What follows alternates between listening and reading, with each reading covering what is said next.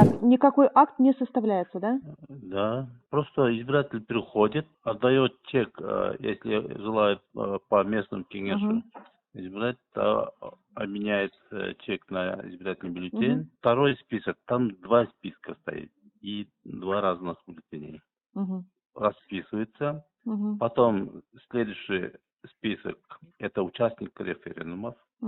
Если не желает избиратель участвовать в референдуме, то он может просто, там никакого отметка или ничего не надо будет, просто он уничтожает свой чек, который взял на референдум, и все, он уходит.